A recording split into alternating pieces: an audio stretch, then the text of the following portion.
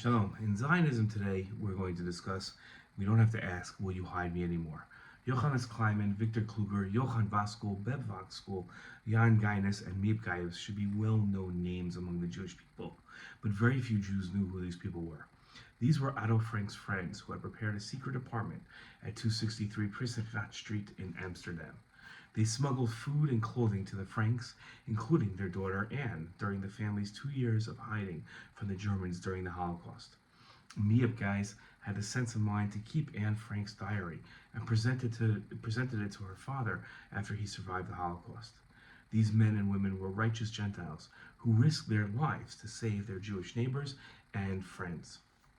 The Canadian Race Religions Foundation is Canada's leading agency dedicated to the elimination of racism and all forms of racial discrimination in Canadian society. Its executive director, Mohammed Hashim, recently tweeted about a meeting of community leaders he organized and a comment by a very wealthy Jewish leader who had no worries in the world made that changed his perspective. Mohammed tweeted the following. He said that she roughly said, "For me to truly have trust, I would need to believe that you would hide me."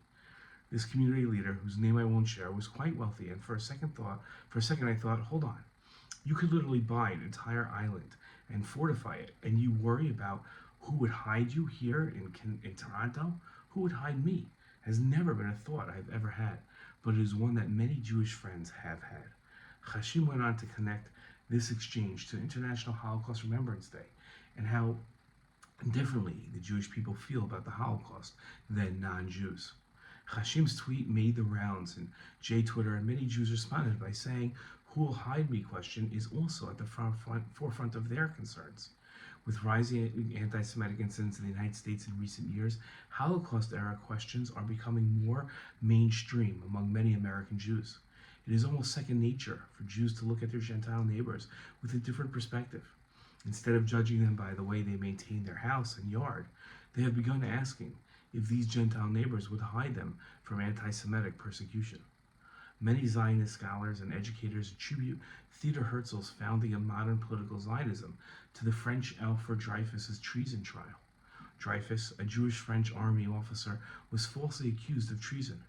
Herzl was a journalist assigned to cover the trial, and based on the ramrodding of Dreyfus in the trial and the crowds chanting "Death to the Jews" outside the courthouse, Herzl concluded it was anti-Semitism that guided Dreyfus's conviction. The way the narrative flows, Herzl was so upset at the anti-Semitism openly on display at the trial that he developed a plan to gather and return the Jewish people to the land of Israel. Although it makes a good story, it probably wasn't the Dreyfus trial alone that inspired Herzl to start the Zionist movement. By the late 1800s, Europe was suffering from a wave of harsh anti-Semitism. Pogroms were a frequent feature of Eastern European life. Herzl wrote extensively about rising anti-Semitism, and it motivated him to act. His solutions to the Jewish question was not Zionism at first. His ideas ranged from having all Jews convert to Christianity to moving everyone to the lush farms of Argentina. Herzl even wrote that he didn't think a Jewish state would solve the problem of anti-Semitism. It was only as his thoughts evolved that he began to think about motivating the Jewish people to return to the land of Israel. Even after concluding that Palestine was the place to move, he entertained the British offer of founding an independent Jewish state in Uganda.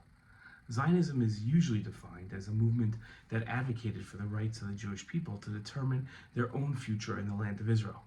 The definition rarely mentions anti-Semitism and the need for a place of refuge. A study of Herzl's writings clearly demonstrates that although he believed in the Jewish right to the land of Israel, he was primarily concerned with anti-Semitism.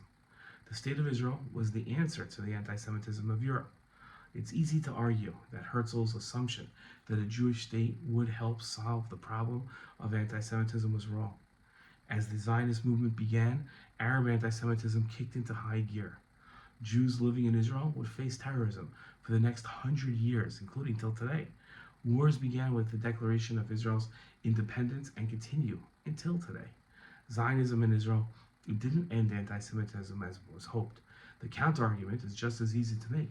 The State of Israel wasn't founded to stop anti-Semitism, but to give the Jewish people the ability to find refuge from persecution and defend themselves against violent attack.